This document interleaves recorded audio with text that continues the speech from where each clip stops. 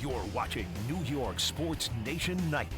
I think success came too early. We talked about it earlier in the year. Like the Giants were not expecting as an organization to win football games last year. They did. They went to the playoffs. They beat the Minnesota Vikings. They won 10 games in total. They looked at it as being a rebuild, trying to overcome the Gettleman, Joe Judge, all that entire error that was Giant football where they became a laughingstock. So this year, obviously after a winning season, the schedule is a lot more difficult. And they did not have the quality depth to be able to deal with some of the injuries. Obviously the offensive line has taken a major step back, and Daniel Jones, has suffered the neck injury, then the torn ACL, and now you're on your third quarterback in Tommy DeVito. Yes, it's nice to win football games, but let's be perfectly honest. I mean, they beat Washington. Washington's going to fire Ron Rivera after the season. They turned the ball over 6 times in the game. They beat a dreadful New England Patriots team and won that game 10-7. It's not like it's great to win games. That's fantastic, and they're going to go out there and continue to compete week in and week out.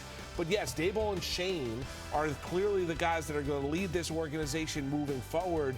And I get all the positivity you had last year. You still should feel just as confident in Brian Daboll this year, even though the results have not been there, because he's not going anywhere. Yeah, but you think about it last year, right? They were 7-2, and then all of a sudden we talked about how they got to the playoffs. They were 2-5-1 down that stretch. So it wasn't like they just continued to steamroll the way that they were in the beginning half. So they've gone through some bumps and bruises, but I think they're going to come out on the other side even better for it, because this team believes in their leadership.